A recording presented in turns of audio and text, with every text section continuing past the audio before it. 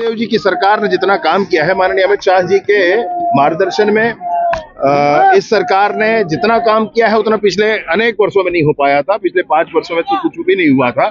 मैं सोचता हूं कि नियत समय तक सशस्त्र नक्सलिज्म समाप्त होगा। सरकार में क्या मैंने ये कहा था कि जैसे आप यहाँ क्या ध्वजारोहण कार्यक्रम में आए हैं तो पार्टी पूरे दिन भी आप लोग इस कार्यक्रम में शामिल होंगे? पूरे दिन हो ना हो, महाराज जी के आशीर्वाद के लिए तो हम सब एक दिन जरूर आएंगे। सरकार क्या कर रही कन्वर्जन रोकने के लिए, क्या कर रही है सरकार? क्योंकि लगातार कहीं लड़ाई झगड़े पत्थरबाजी तक हो रही है, तो सरकार क्या कर रही है स्टैंड समझ में? इस पर एक कानून पुराना प्रावधान लागू है, दूसरे कानून की लगभग तैयारी है।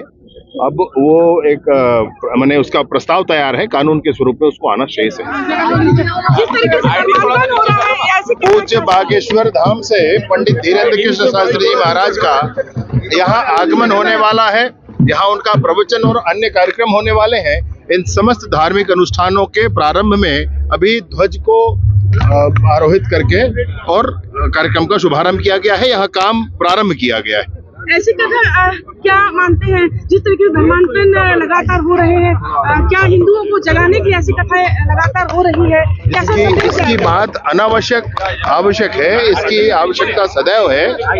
और धर्मांतरण की जो समस्याएं हैं, धर्मांतरण एक तरह से राष्ट्रांतरण जैसा हो जाता है। एक व्यक्ति जहाँ का रहने वाला है, अचानक वो वहीं का नहीं रह जाता है, उसके अपने सारे पराये हो जाते हैं, उसकी सारी परंपराएं पुरानी हो जाती हैं, अलग हो जाती हैं, और वो स्वयं व्यक्ति अलग सा हो जाता है।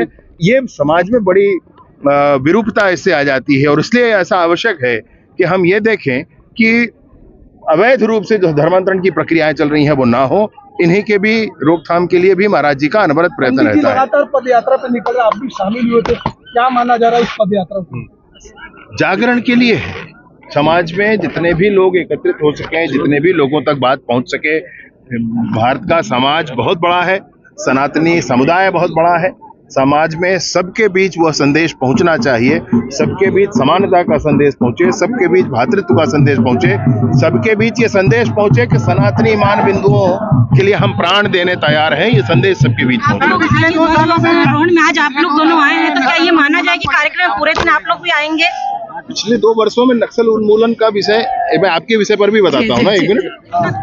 बाबा जी की कथा होने वाली है, किस तरीके की एक पूजन आयोजन आप लोग शामिल हुए? बहुत स्वागत है उनका, और हम लोग का तो उनके जब मुंबई से उनका दिल्ली से पदयात्रा निकला था उसमें भी शामिल हुए थे, और ये परम सौभाग्य का विषय है। और ये सौभाग्य आदरणीय हमारे राष्ट्रीय उपाध्यक्ष सुश्री शरद पांडे जी ने, राकेश पांडे जी, उनके परिवार ने हमको दिया कि आज ध्वजारोहण के उसमें और हमको ऐसे महत्वपूर्ण कार्यक्रम में और हम लोग आ सके, इसके लिए धन्यवाद है पूरे परिवार भिलाई के जितने भी हैं, और सभी सनातन भाइयों को और सभी परिवार को बहुत बहुत मैं अभिनंदन करता हूं। आज ऐसे अवसर पर हमको अपने राष्ट्रीय नेतृत्व ने एक बार फिर चौंका दिया है, नितिन नवीन जी का नाम है। बहुत बधाई है नितिन नवीन जी को। आदरणीय, हमारे लिए तो गर्व का विषय है कि हमारे इस प्रांत के प्रभारी रहे, और ये मैं आपको बताऊं कि संगठन के कार्यक्रमों के अलावा और कार्यकर्ताओं की चिंता करने के अलावा पूरे प्रांत में विधानसभा चुनाव से लेकर लोकसभा, त्रिस्तरीय पंचायत, नगरीय निकाय चुनाव में जिस तरीके से उन्होंने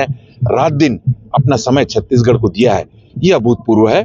मैं भारतीय जनता पार्टी के प्रत्येक पदाधिकारी, कार्यकर्ता, सभी जनप्रतिनिधियों की ओर से उनका अभिनंदन करता हूं, उनको बधाई देता हूं। राष्ट्रीय नेतृत्व का बहुत बहुत आभार, बहुत बहुत अभिनंदन। उन्होंने राष्ट्रीय अध्यक्ष जी मोदी जी, आदरणीय अमित शाह जी, सभी को मैं संसदीय बोर्ड के सभी वरिष्ठ नेताओं का अभिनंदन करता हूं। छत्तीसगढ़ को पिछित कर देंगे, कहीं पे भी नाम नहीं करता किसी बड़े नेता का, तो क्या मानते हैं? नहीं, ये काउंटर है। छत्तीसगढ़ के ही प्रभारी रहे वो, तो सुनिए, छत्तीसगढ़ के ही प्रभारी रहे, और छत्तीसगढ़ में हमारे 2 उपाध्यक्ष हैं अभी, आदरणीय दीदी सुश्री सरोज पांडे जी हैं, लता हुसैंडी जी हैं, और हमारे पूरा नेतृत्व छत्तीसगढ़ के तरफ से पर्याप्त वहां पर है।